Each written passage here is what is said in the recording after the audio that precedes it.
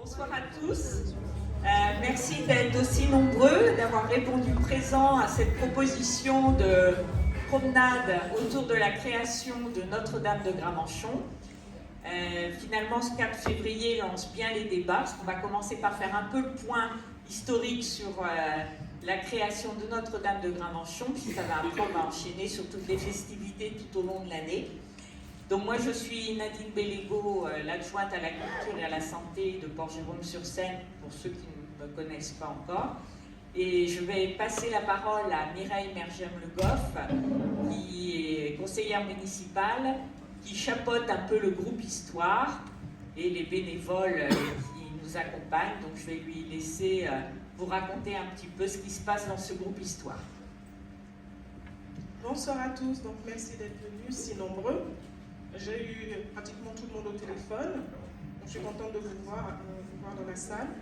Donc en fait le groupe, l'atelier d'histoire s'est créé pour les 200 ans des festivités de Gravenchon, Notre-Dame de Gravenchon. Donc on a un groupe de bénévoles, on travaille sur les collectes d'informations parce qu'il y aura plusieurs événements. Là, nous commençons ce soir par la conférence qui sera animée par notre historien, M. Alain Avenel. D'autres événements vont arriver aussi. Au mois de mai, il y aura une exposition, toujours aussi avec des cartes postales, et puis pour l'amour du fleuve, de la Seine, à la Galerie du Parc. Et aussi, entre cet été, il y aura une exposition sur les cartes postales, photos, des objets, des documents, des événements qui se sont passés avant à Gravenchon. Donc il y aura une exposition, vous aurez toutes les informations plus tard. Je ne vais pas trop traîner, je vais laisser la parole à M. Avenel parce qu'il y a beaucoup de choses à dire, à raconter. Et puis à la fin, juste le petit programme. Donc à la fin de la conférence, il y aura un petit moment de convivialité dans la salle à l'extérieur où vous pourriez poser toutes vos questions. Merci beaucoup, bonne conférence.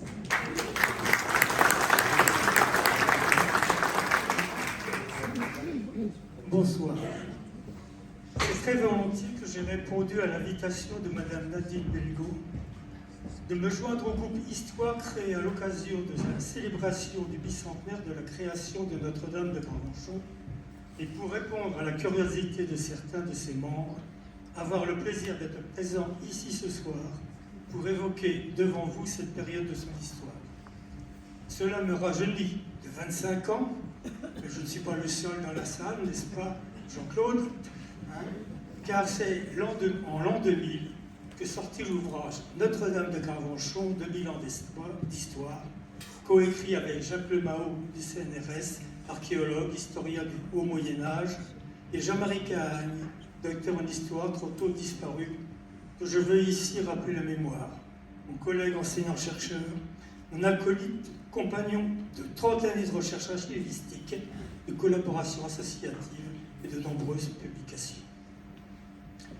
Il y a donc 200 ans, le 12 janvier 1825, et j'insiste sur le 1825, ayant lu dans différentes publications 1823, par ordonnance royale était fondée une commune nouvelle, Notre-Dame de Gravenchon, créée de la fusion des communes de Saint-Georges-de-Gravenchon et de Notre-Dame de Gravenchon. Je me propose de vous présenter leur cadre géographique d'alors, bien différent de ce cadre actuel, d'en brosser un panorama à la veille de leur réunion, de suivre l'historique de celle-ci, puis de vous emmener dans une balade, disons, patrimoniale, pour faire un peu moins doctoral et moins sérieux, n'est-ce pas, moins lourd, dans la nouvelle commune. Évoquer bien sûr la vie de ses habitants en ces années 1820-1840. Ces années à l'histoire un peu méconnue, pourtant charnière marquant l'abandon définitif des droits usagés de la communauté villageoise traditionnelle et le rôle prépondérant de la municipalité avec des attributions de plus en plus étendues et conservées depuis de police, de salubrité publique, assistance, enseignement, qui doit d'abord assumer la mise en place des premiers cadastres, l'affaire épineuse du retour des émigrés et des territoires communaux avec des nouveautés, premier gare champêtre, première mairie-école, première école de filles, première aussi nouveauté, la venue de une des familles, une des familles célèbres de Notre-Dame de Gravenchon, les De Lillers. Vous en apercevrez vite, je suis actuellement sous médicaments et je perds parfois la salive. Donc excusez-moi, de temps en temps, ça bloque. Donc,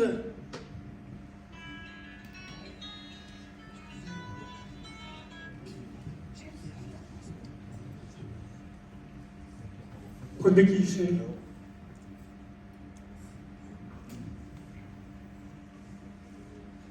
Voici donc ici le panorama que tout Gravenchonnais pouvait découvrir lorsqu'il allait se promener du côté du bois du parc.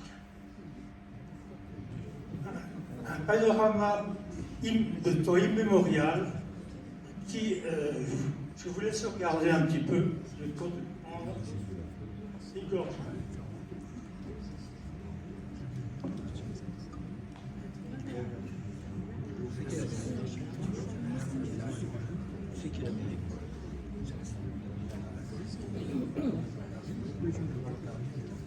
Voici donc le panorama qui ne changera pas jusqu'au milieu du XIXe siècle. Alors ce panorama, c'est ce que l'ont découvert les De Lillers parce qu'ils se sont installés au bois du parc et c'est un tableau de leur propre collection qui ornait leur château. Ce qui frappe au premier abord, c'était l'immense étendue d'eau qui allait donc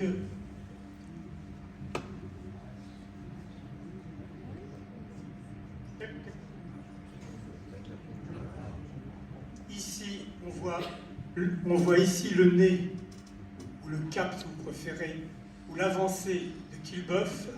On aperçoit un peu son église de Bonport, Notre-Dame de Bonport. Ici, la Posée, son ancien port. Plus au loin, la mer. Et sur la rive, toujours rive gauche, le village d'Éziers. Et ici, le village de Vieux-Port et le village d'Éziers. Ici, la Seine, qui vient donc border la falaisette en bord juste au pied de Saint-Georges de Gravenchon. On n'aperçoit pas Saint-Georges de Gravenchon parce qu'elle est cachée par le versant ici. On aperçoit donc là, ici l'église Notre-Dame, un manoir, est-ce l'Arbalète, est-ce le vieux manoir, et on voit le village qui descend. Au premier plan, les champs cultivés, la terrasse en pente douce, à laquelle Gravenchon doit son nom d'ailleurs. Gravenchon, c'est le pays des graviers. Grave, c'est des prélatins qui veut dire gravier. Chon, c'est comme un peu le lieu, en vieux celtique. Il suffit donc de s'arrêter un peu sur ce spectacle, sur ce paysage, ici avec les voiliers, et ici, ce qui permet de dater d'ailleurs le tableau, ici un steamer, c'est-à-dire un bateau à vapeur. Il faut savoir que les bateaux à vapeur commencent à naviguer sur la Seine à partir des années 1816-1818 pour la marchandise, et que va être bientôt inaugurée la ligne Rouen-Le Havre par bateau. Une belle promenade de 6 heures, n'est-ce pas? Il ne faut pas oublier qu'il n'y avait pas encore les chemins de fer à l'époque et que l'état des routes était relativement insupportable pour ceux qui étaient un peu fragiles. Au premier plan, ce que vous voyez ici, ce sont les alluvions avec du bétail qui est en train de paître. Donc, je vous le disais, la Seine est alors une importante voie maritime vers Rouen et Paris, tant pour le fret que pour les marchandises. Ici, le premier bateau alors, une petite anecdote, c'est que le premier bateau à vapeur mis sur la Seine le fut en août 1803 par l'Américain Robert Fulton et présenté au premier consul Bonaparte, qui refusa le projet. C'est aux États-Unis que Fulton ouvrit en 1807, avec le Clermont, la première ligne régulière à vapeur entre New York et la ville de Albany, la capitale de l'État de New York sur l'Hudson. Voilà un exemple de ce que le retard qui fut pris sur la navigation par le refus de Bonaparte.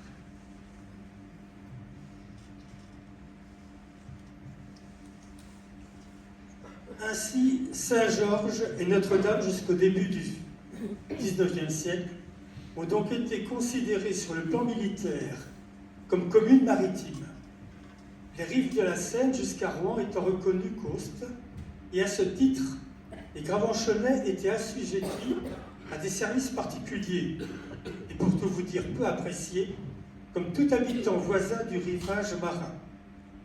Sous l'Ancien Régime, ils étaient astreints au service de guet de la mer, puis sous la Révolution, de milices garde-côtes, et enfin, sous le Premier Empire, de canonniers garde-côtes de 25 à 45 ans, notamment contre l'ennemi héréditaire anglais pendant le blocus continental. Puis il leur fallut, comme à toute commune, assurer la compagnie de grenadiers de la garde nationale de Notre-Dame de Gravenchon, c'est-à-dire une garde qui était, pour le pouvoir, l'instrument de la défense de l'ordre établi. 94 hommes devant élire leurs officiers, sous-officiers et caporaux. Quelques familles gravenchonnaises pratiquaient professionnellement la pêche, en particulier la pêche au guido. Oh.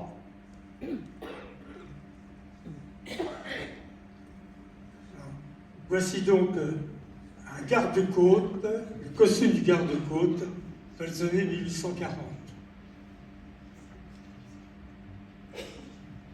Suivant.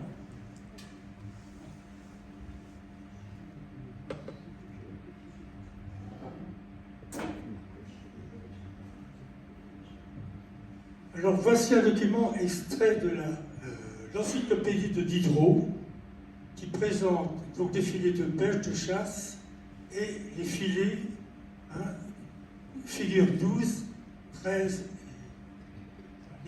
ce que l'on appelle les guideaux ici.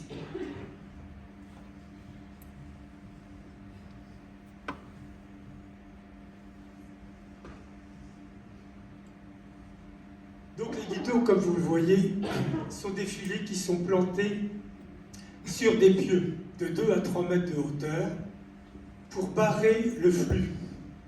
Et donc le poisson était pris par le flux des marées.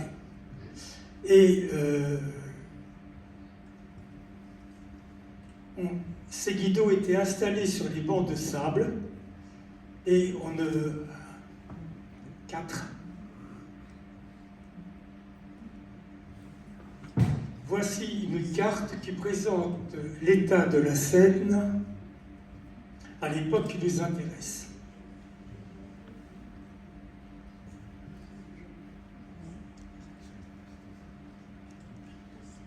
Remarquez l'orthographe de Quillebeuf, de Gravenchon. À l'époque, si vous voulez, l'orthographe n'était pas définitive. Alors, vous avez ici donc Quillebeuf, le port de Quillebeuf, appelé à poser, l'avancée ici, le marais qui deviendra le prolongement du marais Vernier, et les bancs changeants qui sont sur le fond du lit de la Seine. Avec ici ce qu'on appelle le gore, à savoir une pêcherie avec des filets définitifs. Pré et marais d'Estelan, et en face on retrouve Vieil Port, ce qu'on appelle Vieux Port actuellement. Alors, on n'y pêchait plus donc à la barque comme autrefois, au siècle précédent, et depuis le Moyen-Âge. On y pêchait notamment à ces époques le marsouin, le saumon, la lamproie, la lauze et même l'esturgeon. celui-ci étant réservé à la table du comte de Lillebonne, seigneur des pêcheries de Laurie de Comté. Mais on y pêchait alors la crevette blanche, le mulet, la sole et surtout l'anguille, pêche fructueuse qui assurait une certaine aisance aux familles qui en vivaient. Mais c'était une activité néanmoins marginale qui ne concernait qu'une dizaine de familles. La Révolution avait aboli en 1783 les droits de pêche qui avaient appartenu aux ci-devant seigneurs, et la location de la pêche fluviale sera réglementée qu'en 1806, divisée alors en cantonnements. Mais il fallut régler le délicat problème des limites du fleuve et de la mer, déterminant la borne entre la pêche fluviale et la pêche maritime que l'on ne pouvait exercer qu'en bateau avec des lignes et des filets. Cette limite fut d'abord fixée vis-à-vis du quai de Quillebeuf, ce qui laissait quand même une certaine marge et une certaine incertitude.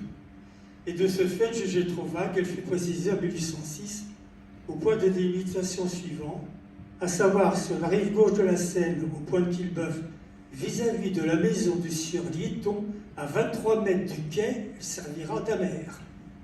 Amère, c'est-à-dire de repère de navigation. Et sur la rive droite, au clocher de l'église de Saint-Georges de Gravenchon, éloigné de Quillebeuf de 2600 mètres et de 600 mètres du rivage.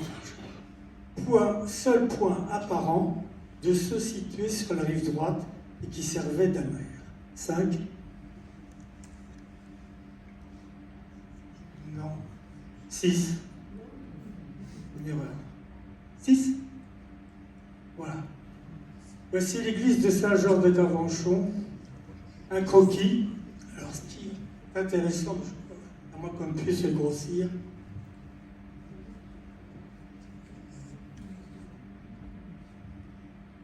Est-ce qu'on peut grossir ça? On ne peut pas? Bon, église de Saint-Georges de Gravenchon.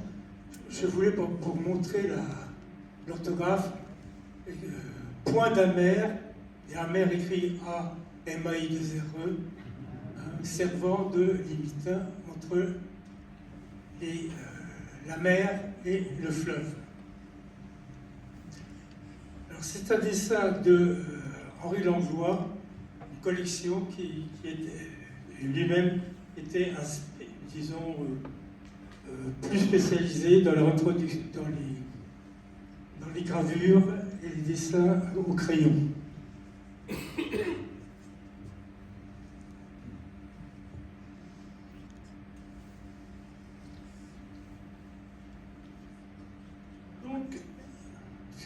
Donc, à la Révolution, par décret de décembre 1789, l'Assemblée nationale crée les communes à partir des anciennes paroisses, et la paroisse de Saint-Georges de Gravenchon et celle de Notre-Dame de Gravenchon étaient devenues donc 2 des 44 000 communes françaises.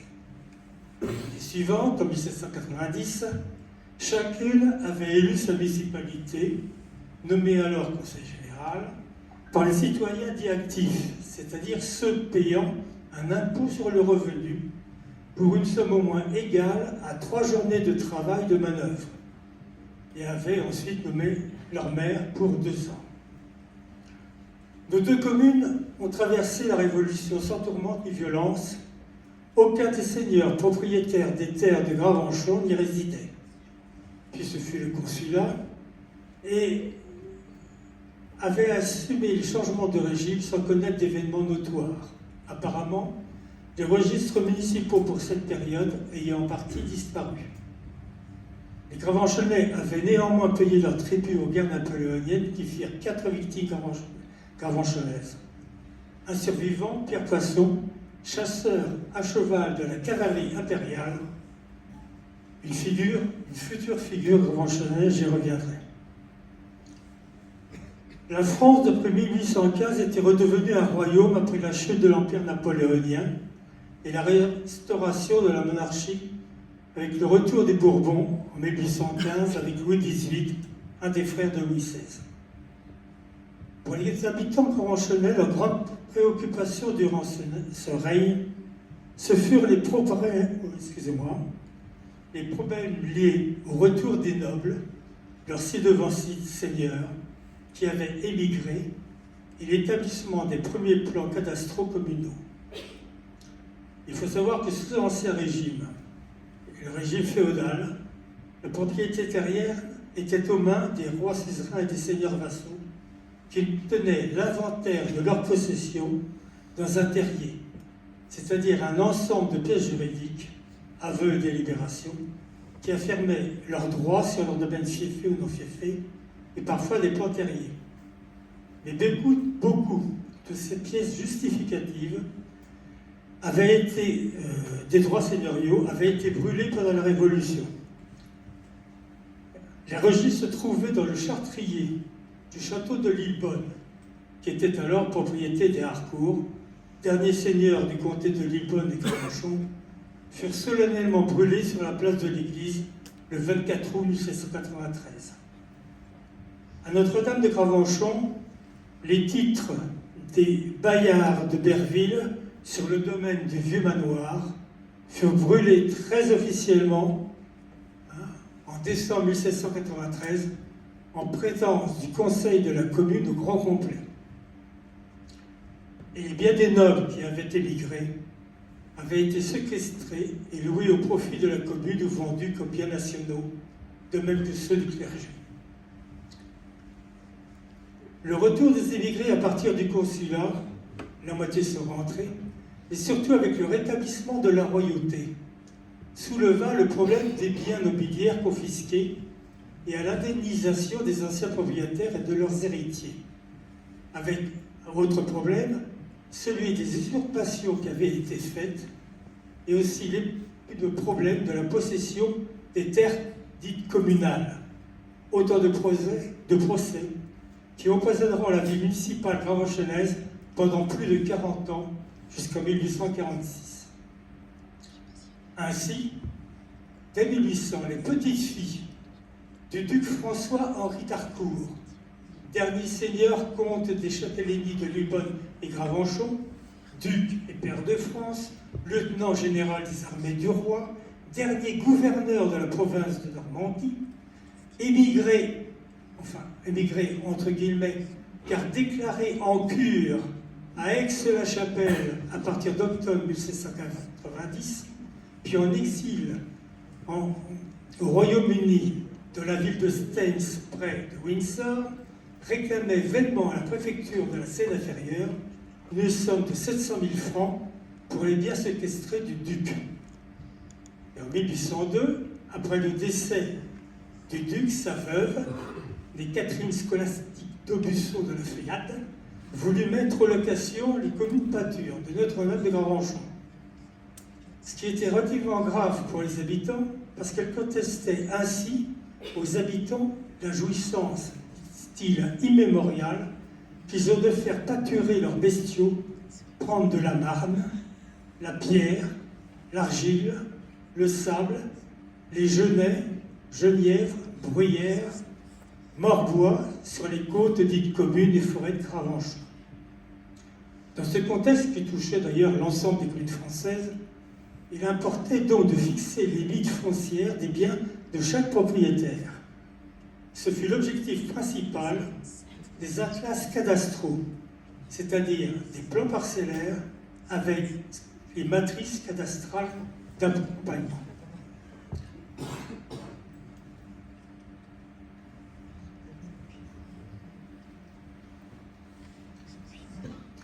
Le cadastre général parcellaire, que tout le monde dit napoléonien, parce qu'il fut mis en place par la loi des finances en 1807, ne fut levé qu'à partir de 1812.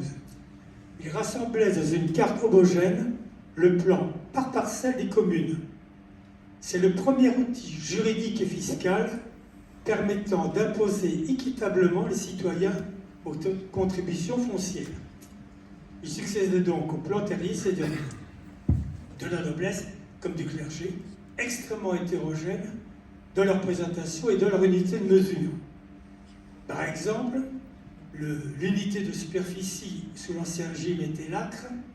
L'acre pour Notre-Dame de Gravenchon Suivant qui prenaient l'acre du bailliage de Caudebec, c'est-à-dire l'acre royal, c'était équivalent à 56 arcs 75.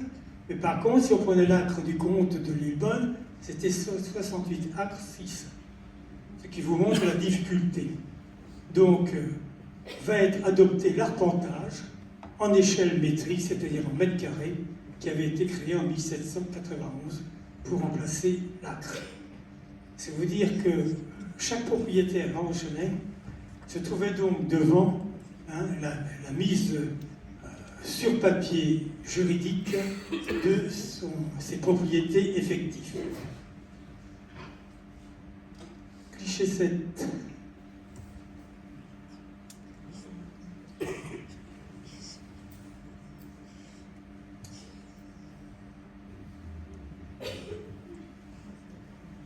Alors, voici la carte restituée des communaux des deux paroisses grand-rochonnaises, celle de Saint-Georges et donc celle de Notre-Dame.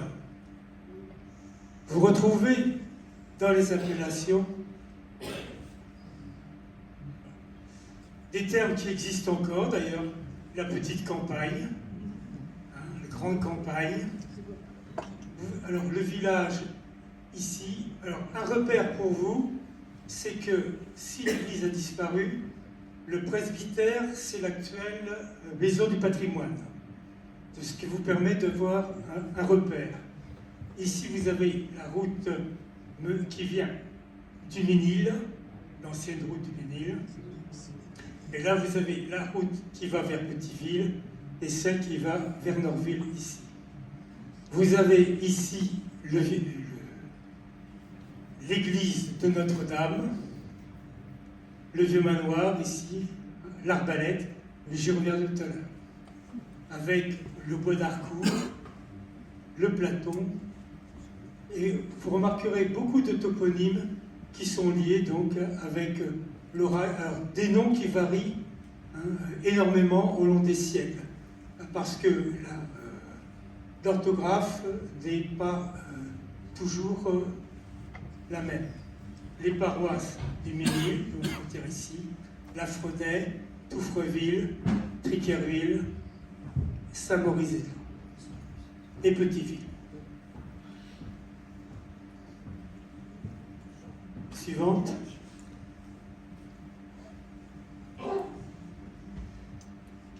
Alors voici le plan cadastral d'assemblage donc de Saint-Georges de Narangeon. Je reviendrai en détail, en plus de détails, c'est simplement pour vous montrer où se situe la Seine. Je vous ai montré tout à l'heure le village ici, et voici le méandre de la Seine qui arrivait juste au pied de la falaisette. D'ailleurs, on a une idée de ce que j'appelle la falaisette, ce qui était appelé la falaisette, parce que vous prenez la route qui va vers l'entrée des Sceaux. Vous voyez très bien qu'il suit un ruisseau. On voit très bien qu'il y a un décrochement du plateau, de la terrasse plutôt, qui correspond à la falaisette.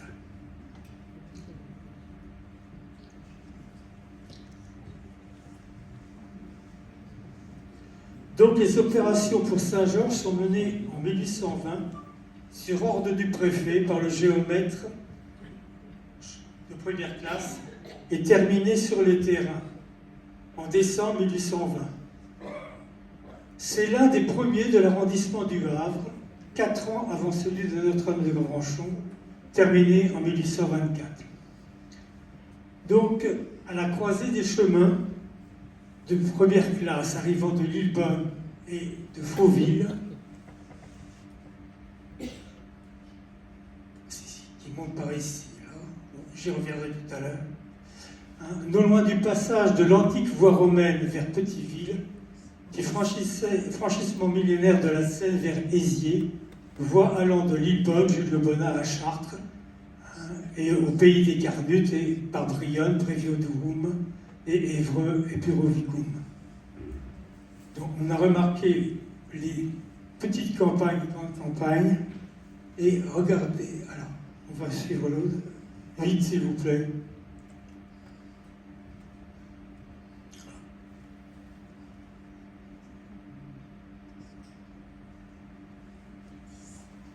Donc vous repérez le plateau,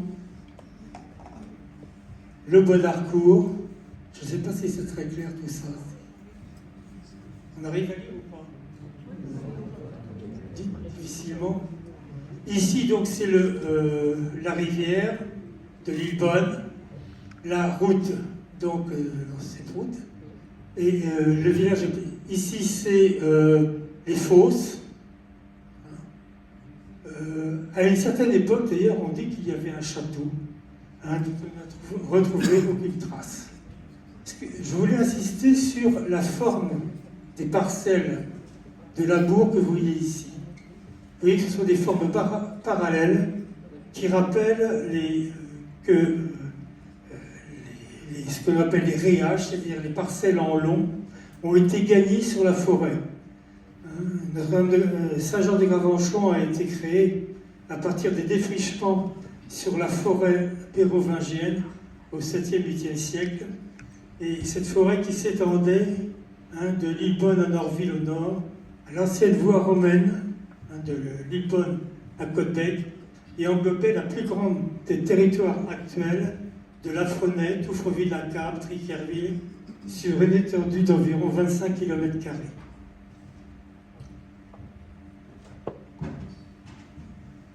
À propos des alluvions, il faut savoir qu'il y avait, regardez, les alluvions ici. Et donc le découpage en parcelles, il faut savoir qu'il y avait peu de propriétaires gravenchonnais. Plus à l'ouest, ici, c'était le juge de paix de Lillebonne. Vous aviez ensuite le maire de Ménil de Lillebonne, Fouquet. Vous aviez Jean Hue, un manufacturier de Bolbec. Le geste d'Étrinville, l'évêque de Le Remuet, Maucondy d'Yvetot, Ménil, etc., Boudin du Ménil, et les deux Lillers, mais peu de Gravenchonnais même.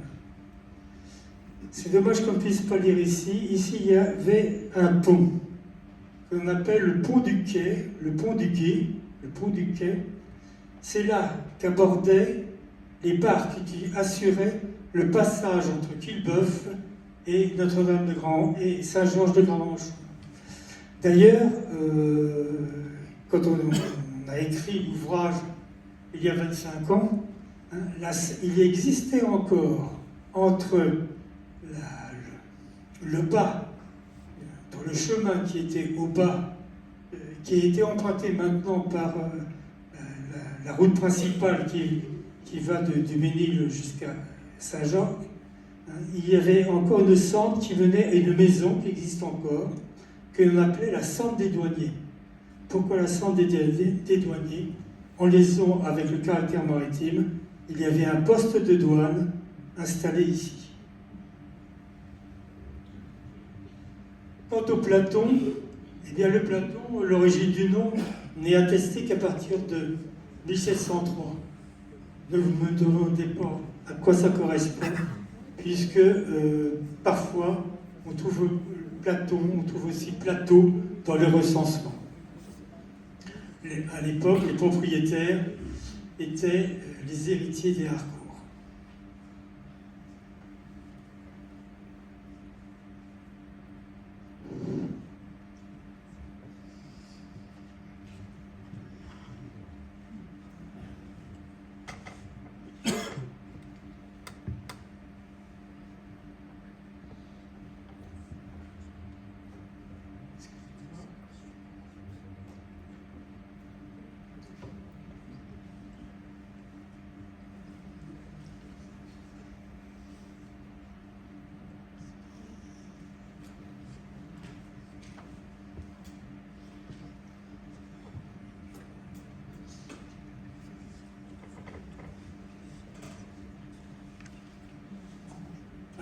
Oui, je reviens sur les bois d'Harcourt.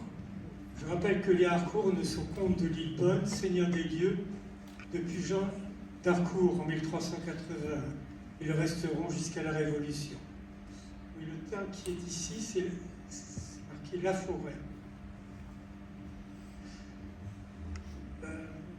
Suivant.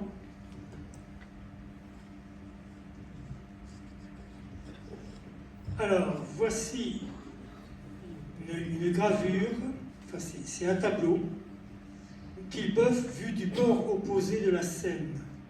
C'est fait à peu près à partir de la hauteur de ce dont je vous parlais, le pont du Quai. On voit ici comment se passait le débarquement. La barque débarquait à marée basse les voyageurs et ceux-ci devaient marcher encore dans la vase et des alluvions pour rejoindre la Sande des douaniers. Il s'agit ici d'un tableau qui illustre un ouvrage justement sur le tour pittoresque de la Seine de Paris à la mer, avec les particularités historiques et descriptives illustrées par 24 couleurs rehaussées. C'est une gravure donc de John Gendall, qui est un auteur anglais. C'était l'époque où beaucoup d'Anglais vont faire des voyages sur la Seine, le plus connu d'entre eux étant William Turner, mais celui-ci ne s'est pas arrêté à Gravenchon. Il a peint Tancarville, il a plein Viquier, il a plein Côte-Bec, mais il n'a pas cru nécessaire de s'arrêter à Gravenchon. Dommage. Suivant.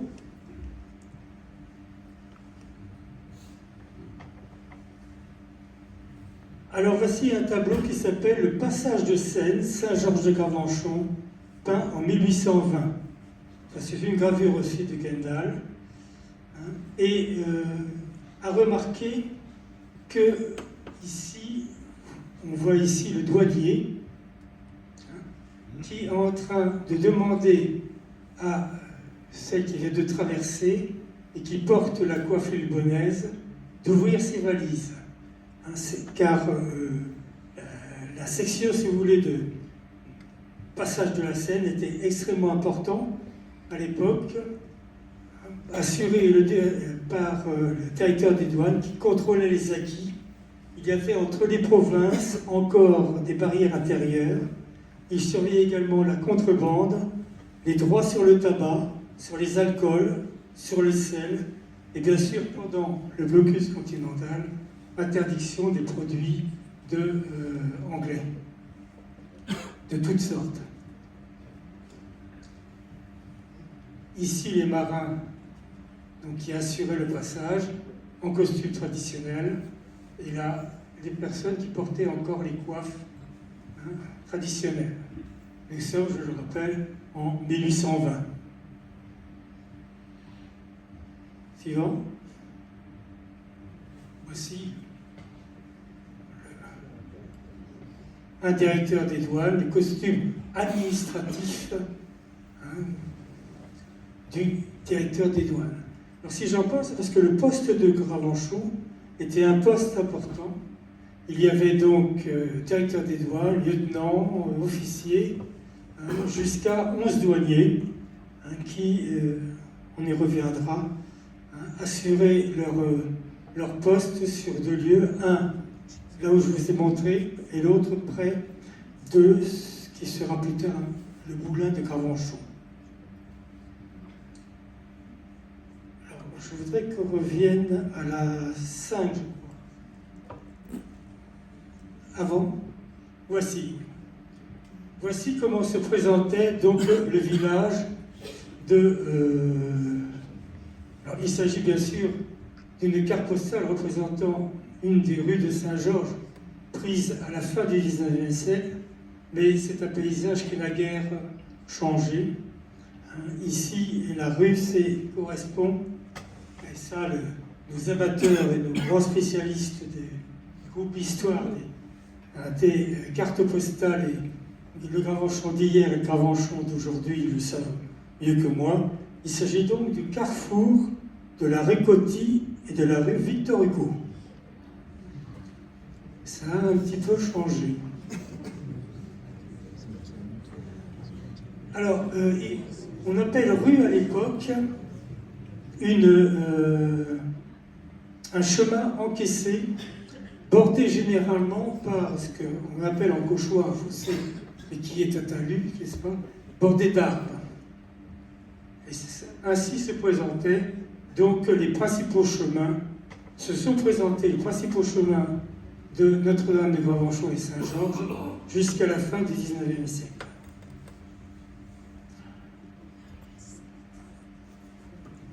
On revient chez 12. Non, il y a un problème.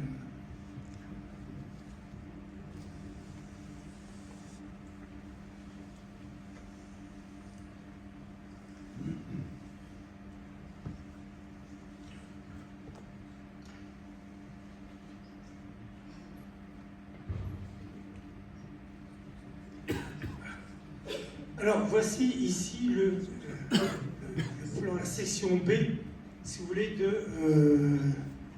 de Saint-Georges et Gravenchon. Ici, là où était l'église,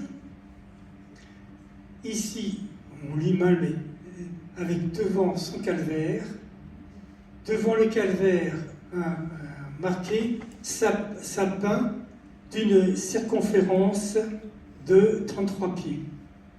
Alors, c'est important parce que ça nous montre que si vous voulez, le passage au métrique n'était encore pas très bien assuré, le pied étant de 33 cm.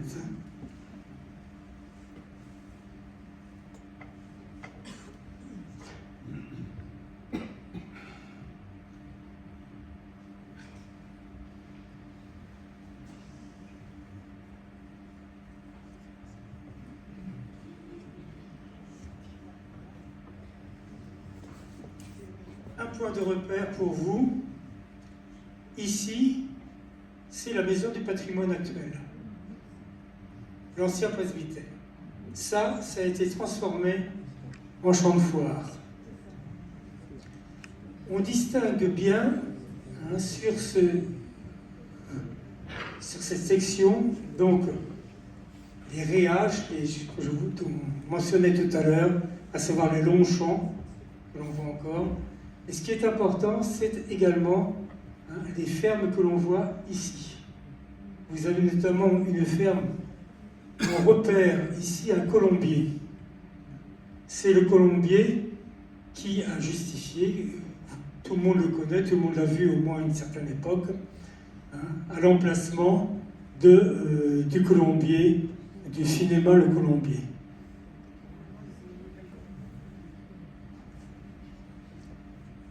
Suivant. Voilà.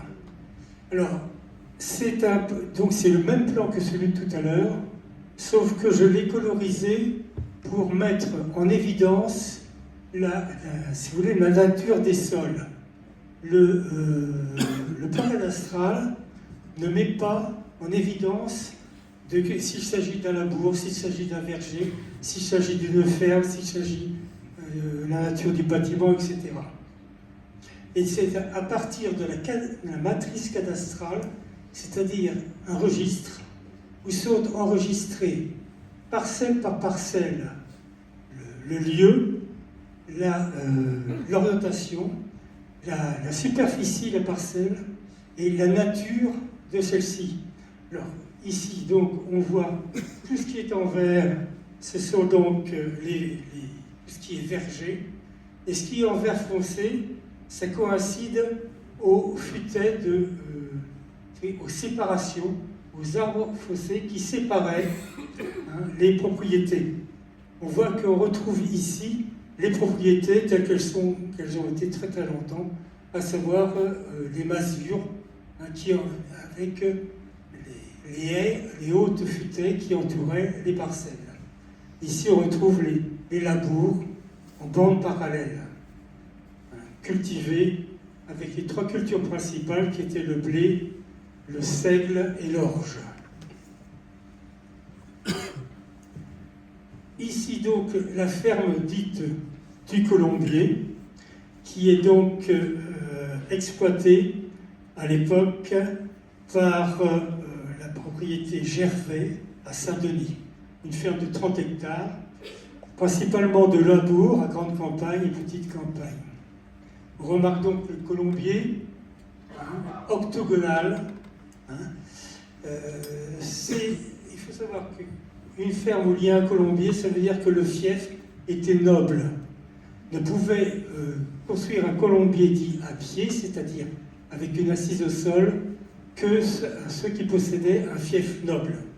Et ici, c'est donc le vestige du fief navarre, un fief qui a appartenu aux Ravenaux, les Ravenaux, qui est un nom de famille qui a laissé son nom au Val Ravenaux, actuellement. Suivant. Voici donc une carte postale représentant, toujours fin du 19e, mais qui était valable également, la ferme du Colombier avec la maison de maître, le verger planté, les bâtiments couverts de chaume, et on aperçoit ici le colombier octogonal. Un colombier que tout le monde connaît, je suppose, puisque c'est celui qui était derrière le centre culturel et qui fut déplacé sur l'ancien champ de foire à la place de l'ancienne église de Saint-Georges. Suivant. Voici le colombier fin 19e et voici le colombier tel qu'il fut reconstruit, enfin mis en évidence, un peu déplacé déjà derrière les bâtiments du centre culturel avant d'être définitivement déplacé à l'endroit actuel.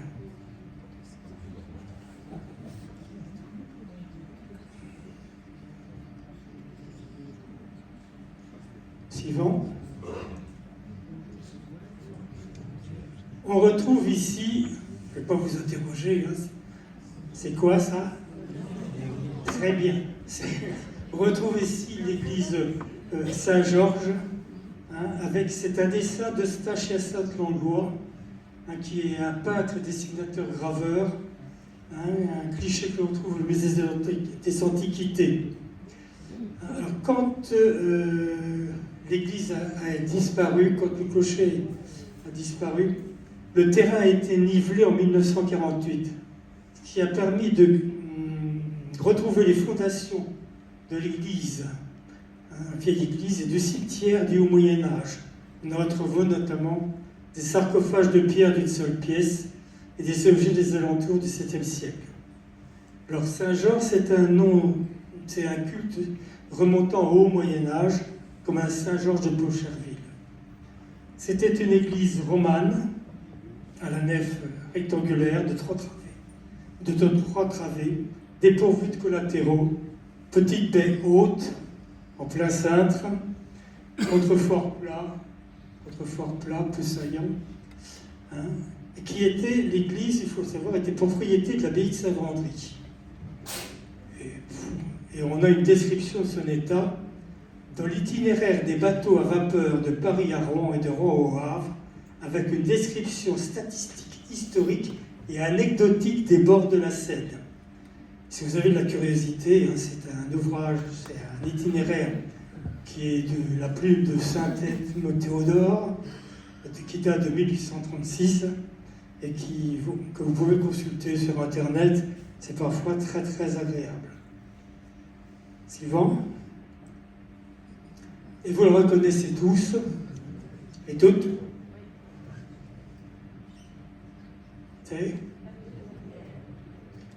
C'est le Maison du patrimoine, donc l'ancien presbytère. Et l'ancien presbytère, donc, de Saint-Georges, fut vendu comme bien national à un cultivateur de la Trinité du Mont, Georges-François Brossard, en 1796. Vendu, bien sûr, comme bien national, comme les biens des émigrés. Suivant. Voici le même bâtiment qui fut donc à une époque transformé en hôtel de la douane. Ce n'était pas un hôtel pour touristes, ni pour personnes de passage. Hôtel ici, c'est au sens de casernement. Et qui fut ensuite, lorsque la douane a perdu un peu de son importance, un rendez-vous donc aux amis. Intéressant comme on voit, regardez le bâtiment ici en chaume également, à cette époque, avec un timbrage de 1912.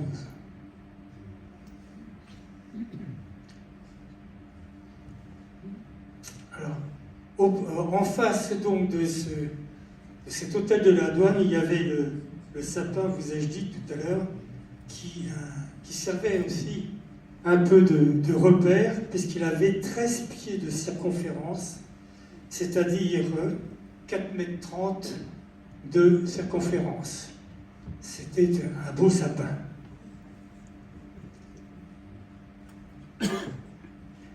Suivant. La croix, qui existe encore, mais qui n'est plus la même croix. Alors, il n'y a que le socle qui soit d'origine. Sous le socle, il a été déplacé multiples fois. Sous le socle avaient été mis les restes du cimetière de Saint-Georges.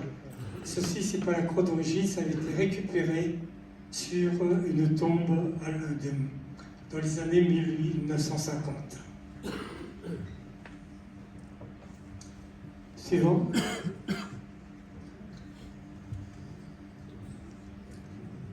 Là, je vais faire plaisir au groupe Gravenchon hier et aujourd'hui. Et voici le moulin de Saint-Georges. Alors, je suis sûr que vous vous demandez où il était situé. Alors, je veux vous aider, il était situé sur la rivière des Mulots. Je suppose que ça vous parle.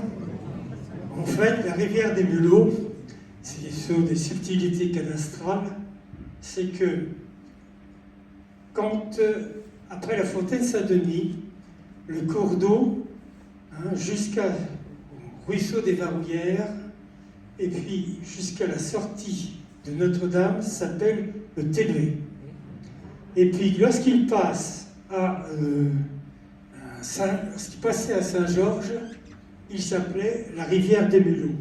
Et il me semble qu'il y a encore une sente qui s'appelle la sente des Mulots, où on voit la rivière actuelle qui est canalisée dessous.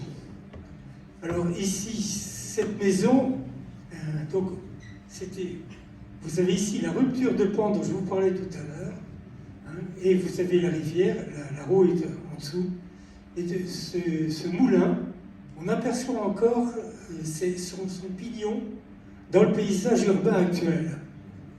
Il faut le repérer, c'est au bout de la rue des Marais. Je ne sais pas si Mireille l'a retrouvé. Elle n'a pas trouvé? Si, si vous vous mettez à l'emplacement de l'ancienne station Esso et que vous regardez vers le sud-sud-ouest, vous apercevez ce pignon qui a bien changé, mais néanmoins ça vous permet d'avoir une petite idée de la famille. Alors ce moulin appartenait à la Révolution au curé Barrois. Et bien sûr, comme toute propriété du clergé, il a été vendu. En 1825, à l'époque donc où a été fait le plan cadastral, il est la propriété d'un certain Martin Lefebvre, charpentier de moulin à Duclerc. Sachez que ce moulin tournera jusqu'en 1913. Ce qui explique pourquoi on a une superbe carte de postale. Donc, revenons un peu à notre histoire des migrés.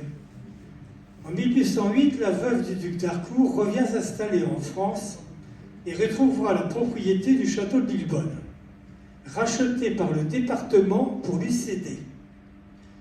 Après son décès en 1815, ses héritiers, les princes et princesses de Croix en Westphalie, tentent à nouveau, en janvier 1822, de rentrer en possession des communaux de Fontaineval et de Gravenchon, une soixantaine d'hectares en indivis, situés sur les territoires de Saint-Georges, Notre-Dame, La Frenais Touffreville et Triquerville.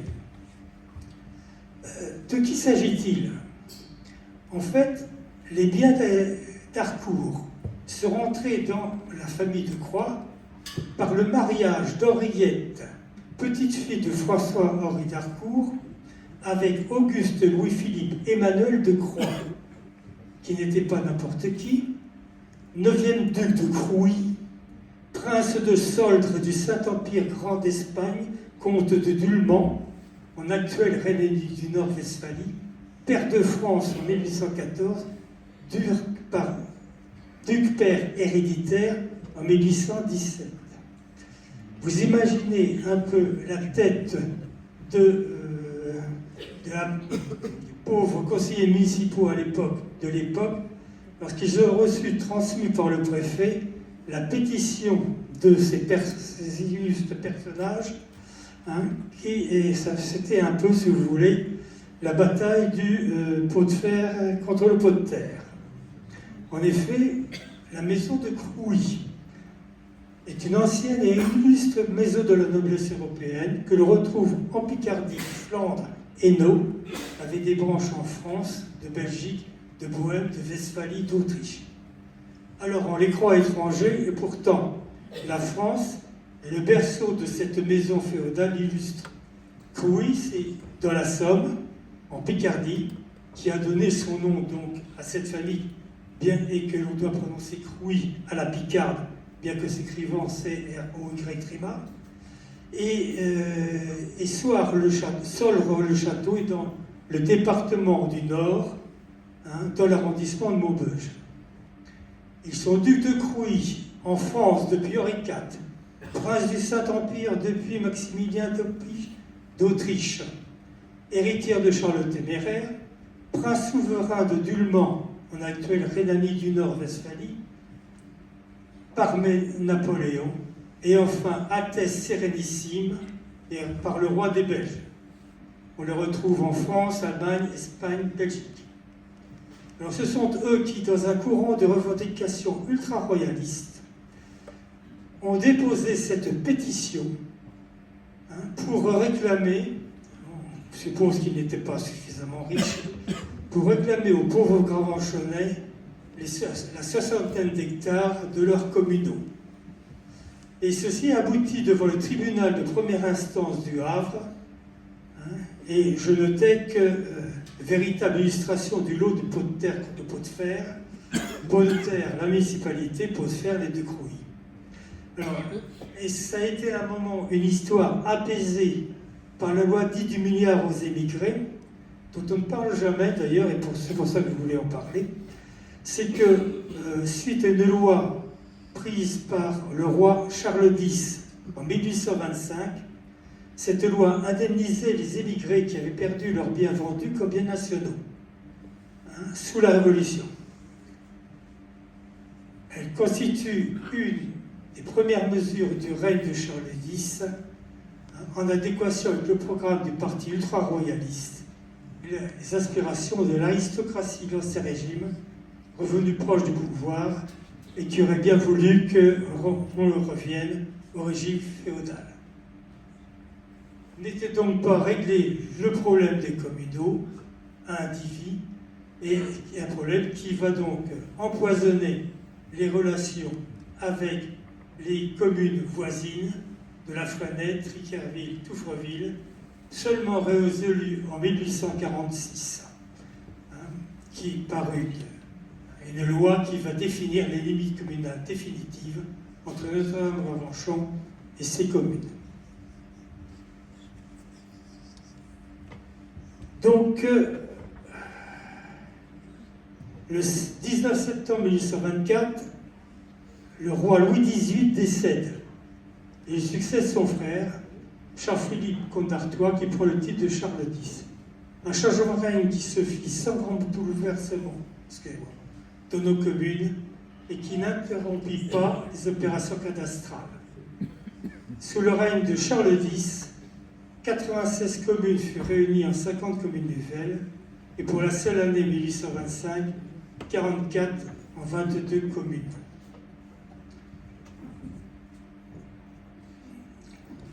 Suivante.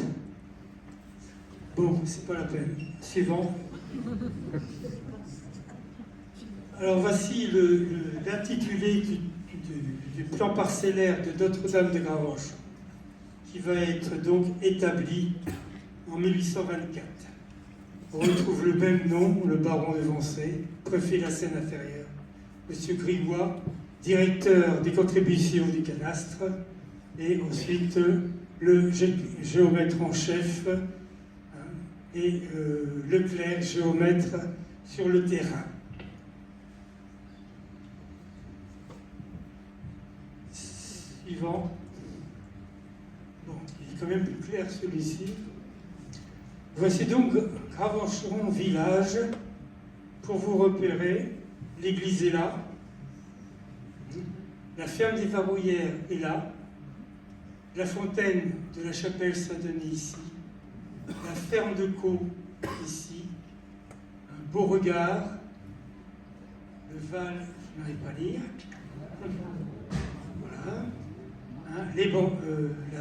La duquerie, en liaison avec une famille le duc, les Bancos. Ici, la ferme de l'Arbalète. Alors, ici, la ferme Saint-Denis, c'est là que prend source la rivière du Telluet, le Telluet, qui est une dénomination d'origine germanique, la Tella, comme l'habitude, remontant au début de l'époque mérovingienne, au 8e siècle. Alors, la ferme de l'Arbalète, que vous voyez ici,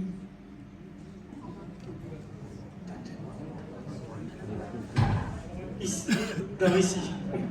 Voilà. Il y eut également un colombier qui fut détruit en 1958. Alors ce fief s'appelle l'Arbalète parce que celui qui le tenait devait à l'origine au comte le service d'un homme armé d'une arbalète pour assurer la protection du chariot convoyant les deniers de la recette du comté.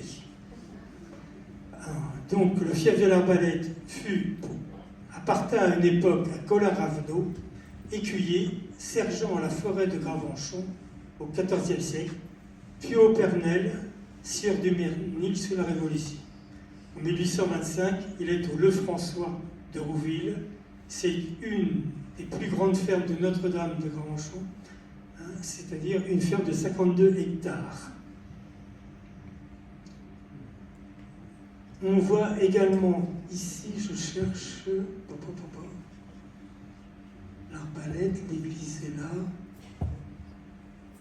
les Varouillères.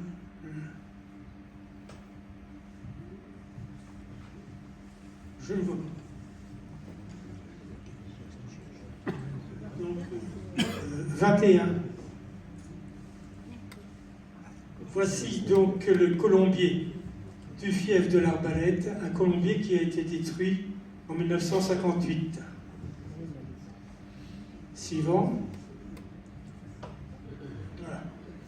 Voici présenté ici le vieux manoir, qui a donné son nom à tout un quartier avec un bâtiment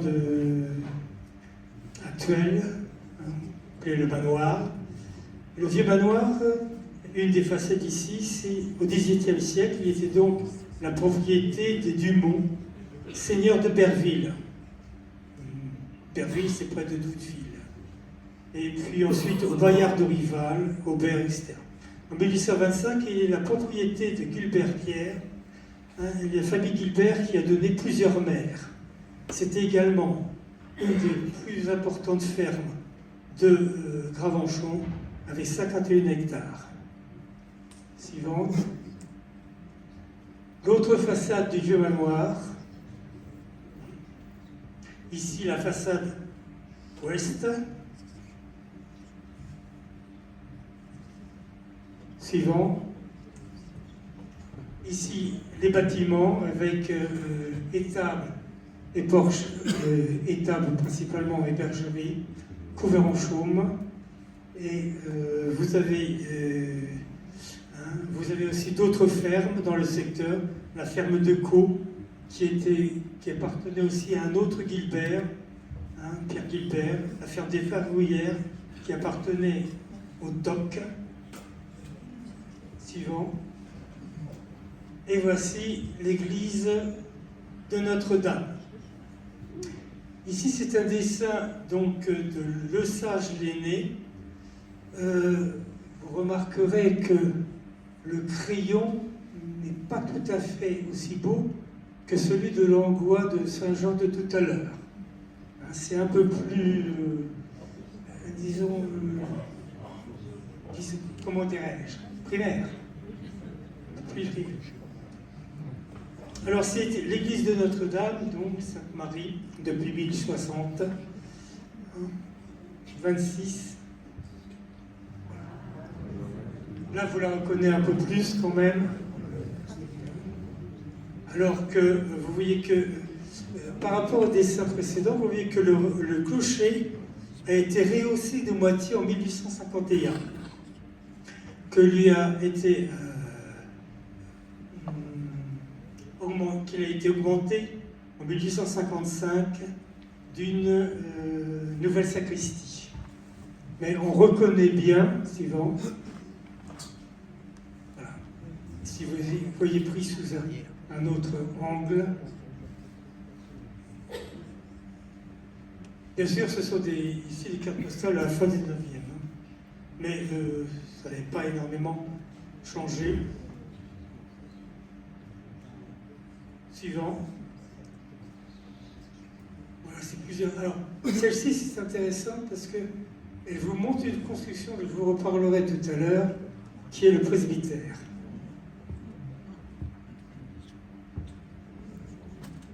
Suivant. Voici. Donc, le chevet, comme vous voyez, avec, à l'époque, le calvaire. On peut dire que le chevet n'a pas beaucoup changé, que la façade n'a pas beaucoup changé. Ici, c'est en 1908. Suivant. Alors, voici colorisé le cadastre, une partie donc du cadastre de Notre-Dame. Vous avez vu tout à l'heure que le plan général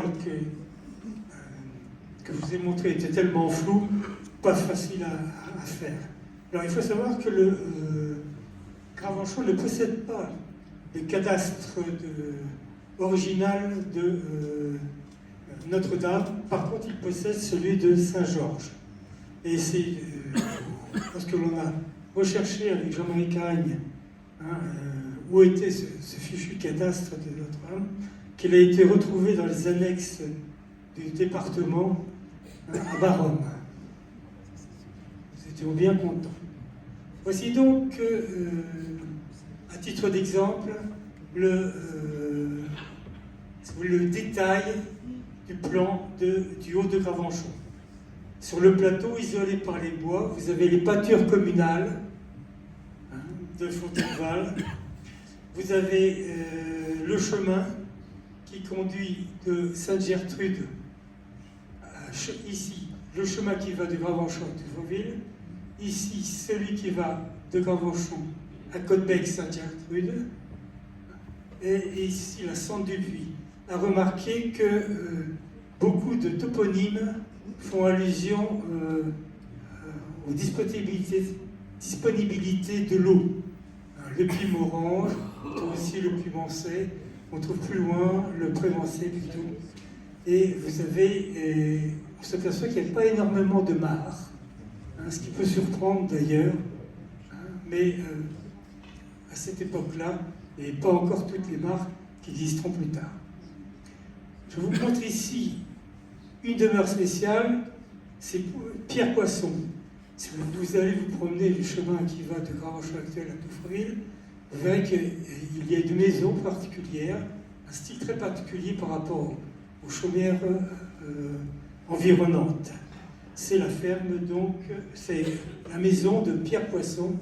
C'est lui qui sera le premier garde champêtre de Notre-Dame de Gravenchon. La ferme Gondalier, ici, une grande ferme qui appartenait au Montbourg et au Gondalier de Montbourg. 43 hectares, ferme du Puy-Morange au Char, etc. Ceci à titre d'exemple, bien sûr.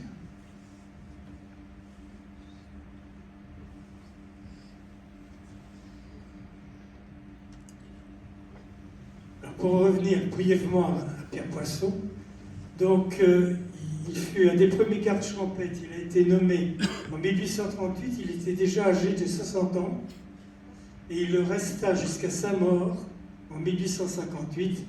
Il avait passé 80 ans. Il avait la santé, le garde champêtre. Donc, l'atlas cadastral fut donc achevé par la rédaction de la matrice cadastrale des 2 communes, un registre donc des parcelles possédées par chaque propriétaire. Disons que pour l'historien comme pour le géographe ou les écologistes, c'est un registre primordial car ça nous permet de savoir, de suivre les évolutions. Or, le drame actuel, c'est que beaucoup de communes possèdent le plan cadastral, et d'ailleurs que l'on peut consulter aux archives, en consultant les archives départementales numérisées. Par contre, peu ont su conserver la matrice cadastrale, ce qui est dommage, parce que ça ne permet plus de suivre la propriété. Donc ce plan cadastral a été terminé, la matrice a été commencée le 1er janvier 1825, j'insiste, et terminée et signée par le maire le 10 janvier 1825. Ça avait été donc un travail rondement mené, et il était temps. C'était juste 2 jours avant l'ordonnance royale de réunion du 12 janvier 1825. Suivant. Bon, non, ça ne donne pas grand-chose à la lecture.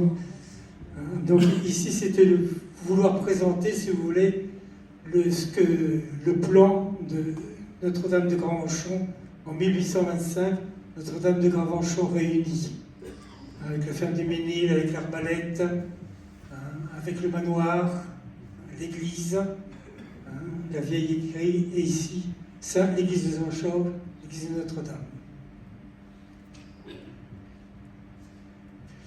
Donc, il faut savoir que la réunion de nos 2 communes s'inscrit dans un vaste mouvement entrepris par le nouveau pouvoir royal restauré par Louis XVIII par souci administratif, fiscal et aussi politique en Seine-Inférieure pendant les 10 années de son règne.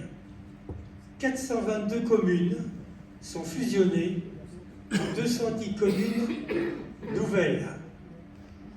Donc, vous voyez que ça n'a pas seulement frappé nos 2 communes, mais c'était dans un mouvement beaucoup plus large.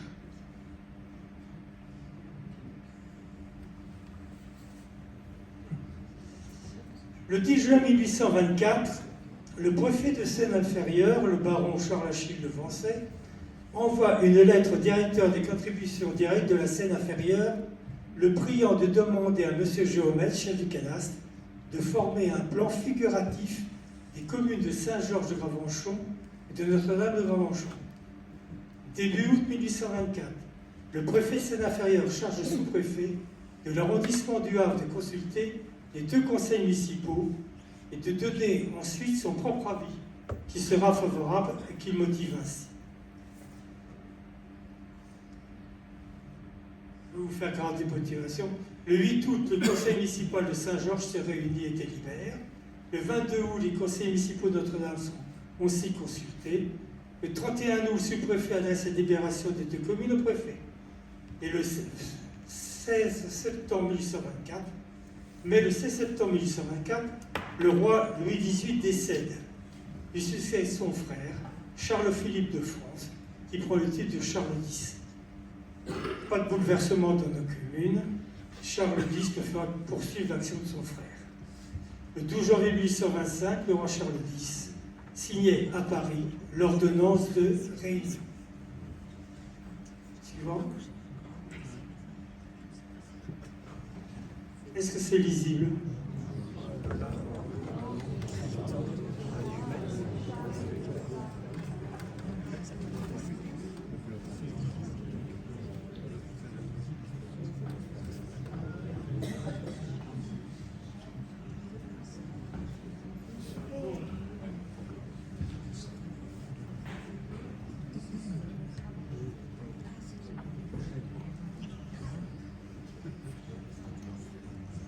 Donc préfecture du département de la Seine-Inférieure, Paris, le 12 janvier 1825, ordonnance du roi. Charles par la grâce de Dieu, roi de France et de Navarre, à tous ceux qui se présentent verront salut. Sur le rapport de notre ministre secrétaire d'État au département de l'Intérieur, notre Conseil d'État a entendu, nous avons ordonné et ordonnons ce qui suit. Article 2. La commune de Saint-Georges-de-Gravenchon, arrondissement du Havre, département de la Seine-Inférieure, sera réunie en une seule, dont Notre-Dame de Gravenchon sera le chef-lieu. L'article 3 concerne les communes de Bréauté et de Hertelet qui vont être réunies. Hertelet étant devenu un hameau de Bréauté. Suivant. Alors, ce qui est important pour Gravenchon, c'est que c'est l'article 6, à savoir, il sera procédé dans un meilleur délai à la nomination d'un maire, des maires et adjoints, et conseillers municipaux des communes ainsi formées. Néanmoins, celles qui se trouveront supprimées par celles réunions conserveront à jouir, et comme entendu, des droits d'usage qui pourraient leur apporter, mais elles doivent contribuer en commun aux dépenses municipales. Donc ici, il n'y a pas de nouvelle élection, c'est carrément une nomination préfectorale.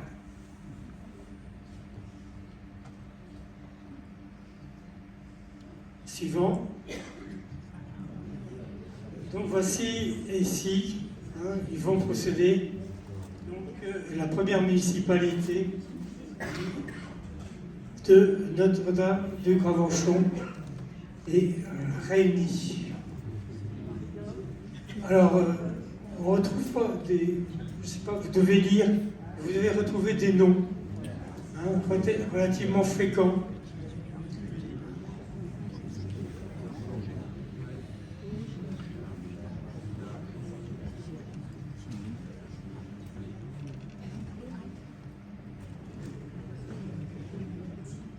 Alors,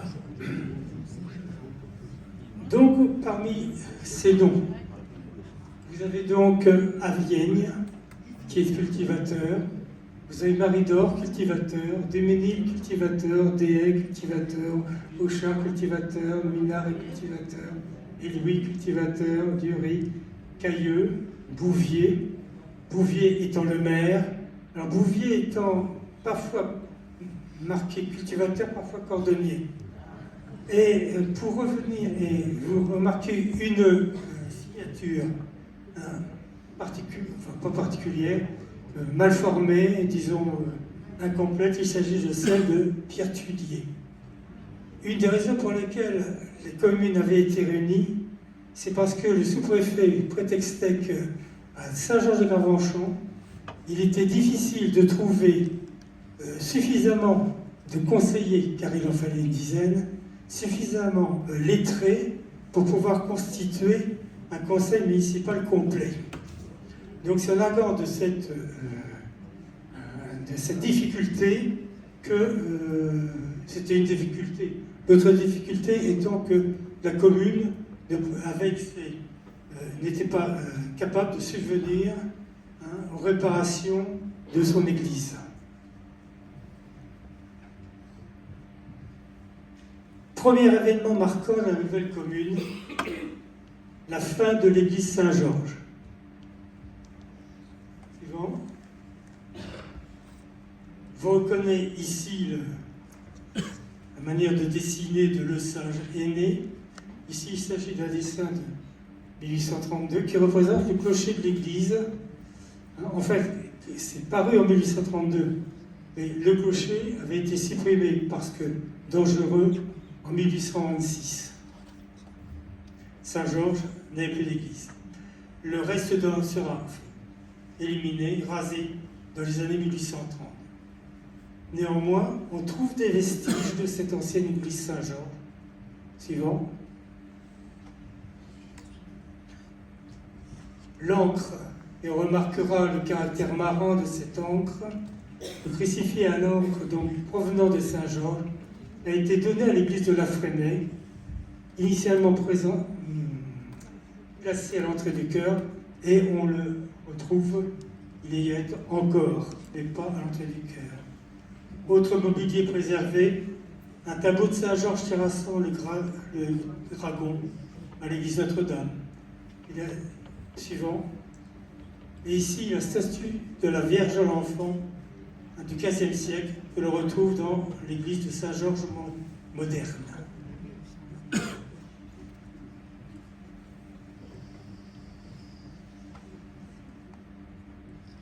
Vous, où est-ce qu'il est, madame? Jusqu'à quelle heure vous avez suivi? Vous m'excuserez, je crois avoir été un peu long. Eh bien, je vais m'arrêter là, si vous le permettez. Sinon, en évoquant quand même autre événement marquant, après l'événement que fut donc la disparition de l'église Saint-Georges, la construction de la première mairie-école. Suivant. Voici la première mairie-école en 1839 et qui devait être construite théoriquement en 1833, mais n'avait pu faire parce que, à cause de l'absence de financement. Et cette école va devenir en 1884 le premier bureau de poste de Gravenchon.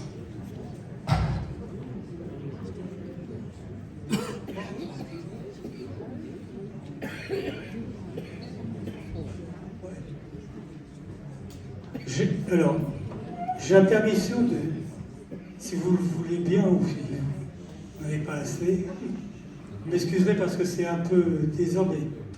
Bon, de ma manière, j'ai quelques difficultés quand même. Donc, je vais terminer quand même parce que les documents que je vais vous présenter sont relativement rares. Donc, il s'agit de documents relatifs à l'arrivée de la famille de Lillers, qui a quand même marqué l'histoire de Gravenchon, la famille de Lillers à Gravenchon.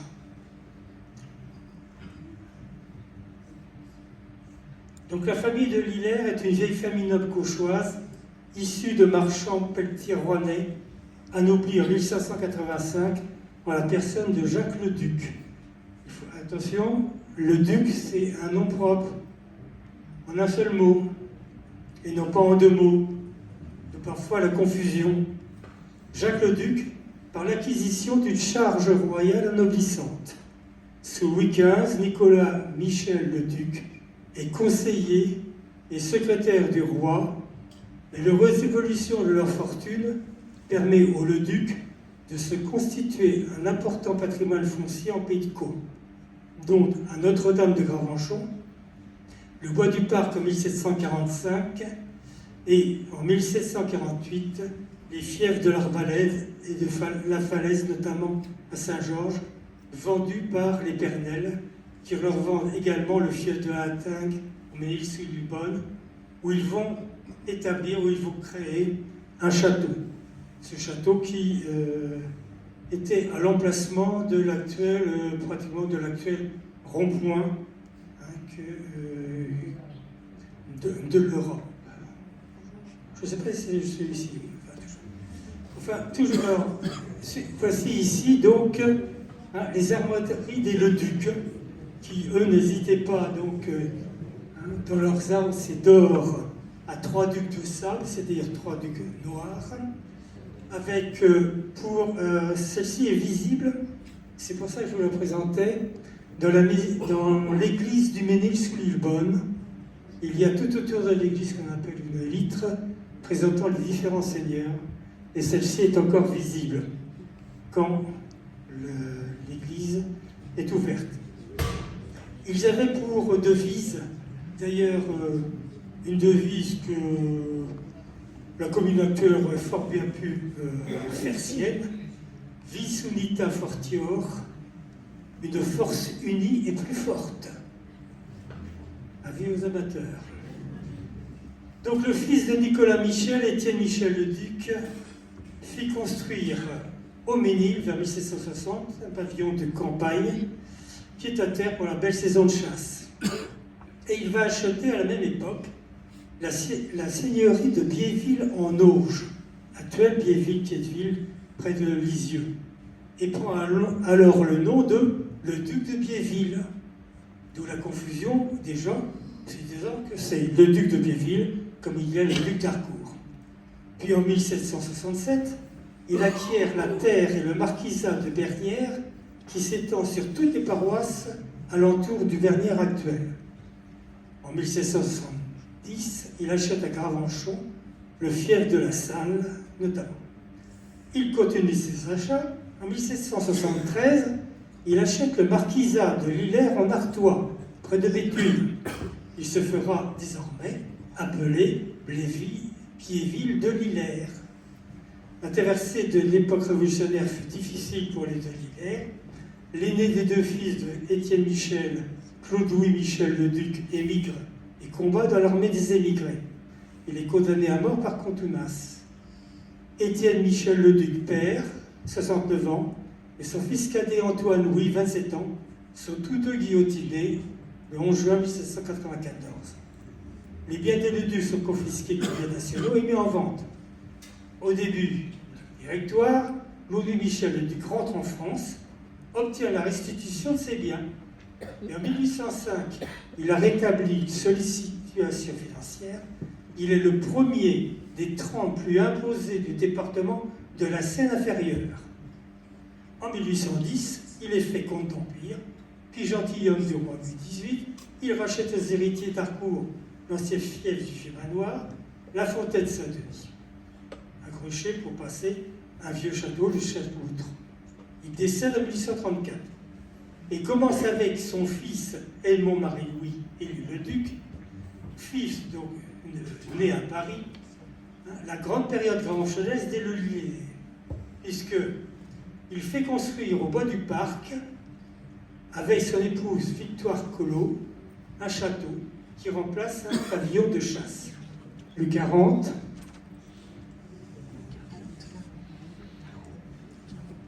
Voici donc Edmond Marie Louis-Élie le Duc, marquis de Lillers. Suivante. Et voici un portrait de Antoinette Pauline Victoire Collot. C'est une fiche héritière, fille du banquier Jean-Pierre Collot, enrichie dans le service avec monopole de la livraison des vivres viandes aux armées d'Italie, des Alpes et du Midi, et qui passe pour avoir fourni des subsides à Bonaparte pour préparer le coup d'État du 18 Brumaire, c'est-à-dire du 9 novembre 1999, qui sonne la fin de la Révolution française et le début du consulat de Bonaparte. Suivant. Voici donc la première demeure de Lillers. C'était un château dans le style des grandes demeures bourgeoises de l'époque de Philippe, avec de nombreuses fenêtres.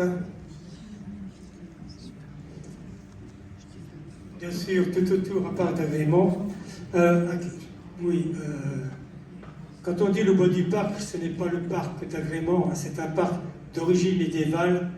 C'était un endroit avec une enceinte destinée à enfermer les animaux divagants, comme on appelle ça.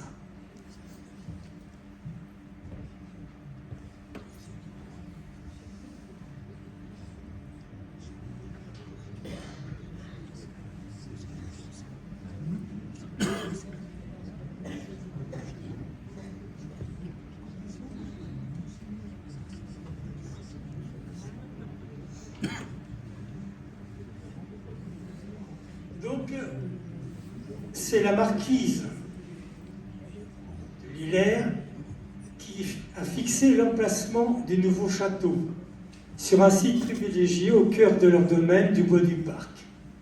Elle choisit une terrasse d'où l'on a une vue magnifique sur le village en contrebas et sur la Seine, dont les fonds d'estuaire forment alors un vaste plan d'eau entre Gravenchon et Quillebeuf. C'est la vue que je vous ai présentée tout à l'heure en introduction. C'était un tableau qui sans doute a été peint par Victoire Collot elle-même. Le nouveau château, donc, est achevé en 1842. Extérieurement, l'édifice était imposant, voire austère. Ah non, je dis une bêtise. L'intérieur comprenait des pièces vastes et nombreuses. Suivant. Voici une vue du hall d'entrée. C'est par la décoration intérieure qu'il était le plus remarquable. Victoire Collot était en effet artiste, ami d'artistes tels que Jacquemart, tels que André, qui ont laissé le musée Jacquemart-André d'ailleurs, et elle a peint le vestibule entièrement, s'inspirant des loges du Vatican. Les panneaux muraux de la vaste salle à manger évoquaient les fables de La Fontaine et étaient l'œuvre d'artistes de talent, de même que la chapelle et la bibliothèque qui contenaient de nombreux livres d'art. L'ensemble était doté d'un mobilier de grande valeur. Le château était complété par une glacière, une orangerie et accompagné de communs de qualité. Suivant. Voici le château tel qu'il se présentait à la fin du XIXe siècle. Alors, il faut savoir que ce château, d'ailleurs, sera dévasté par un incendie le 10 juillet 1930. Et que lorsque l'on parle du dernier château du Bois du Parc, c'était un château qui avait été reconstruit plus dans un style de villa anglo-normande que dans ce style-là.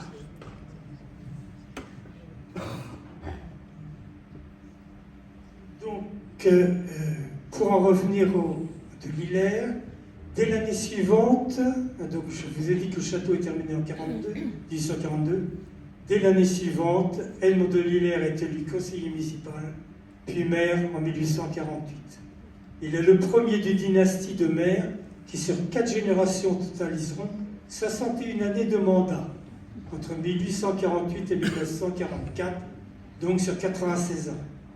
Lui, de 1848 à 1876, son fils Louis-Emmanuel, de 1896 à 1908, son petit-fils Edmond-Marie Michel, de 1935 à 1941, et son arrière-petit-fils Louis, de 1941 à 1944. Je vous remercie de votre attention.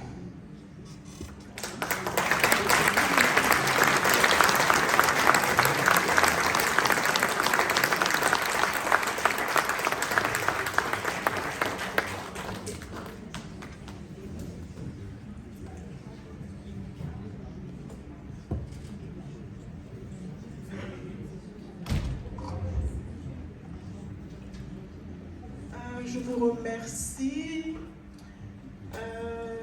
Merci à notre historien, M. Alain Arnel, qui était souffrant, mais qui a quand même tenu à assurer la conférence ce soir.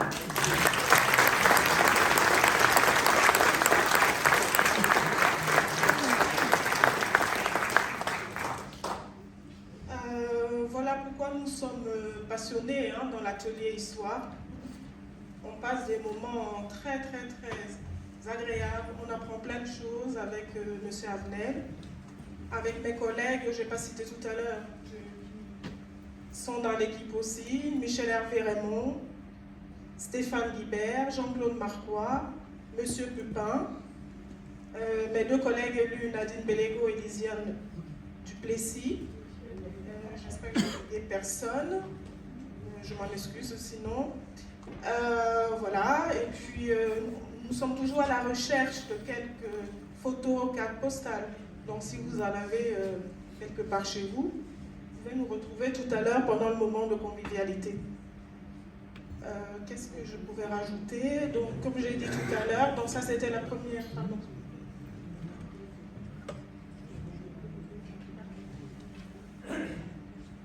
Donc là, c'était pour le groupe l'atelier 200 ans d'histoire. C'était le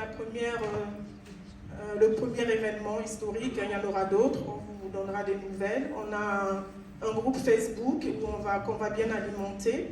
à chaque fois. Là, donc, je vais laisser Monsieur Abnel conclure et puis on va se retrouver dans le hall pour un petit moment de convivialité bien mérité.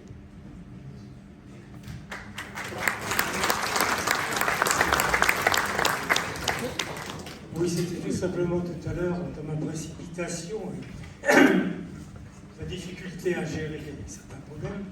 J'ai oublié de remercier Jean-Claude Vesque, alors qu'il était présent, d'avoir eu l'initiative et le courage de lancer l'écriture, de lancer l'historien, travail sur l'ouvrage Gravenchon 2000 ans d'histoire, car c'était pour répondre à ce que par manière de plaisanterie, je pourrais dire, Madame le maire, je trop, qu'il y avait à Gravenchon un 11e, une idée préconçue. Gravenchon n'a pas vieille histoire. Et pour y répondre, Jean-Claude Vess avait dit, mais si, Gravenchon a une vieille histoire, je connais des historiens, et c'est pour ça qu'il a lancé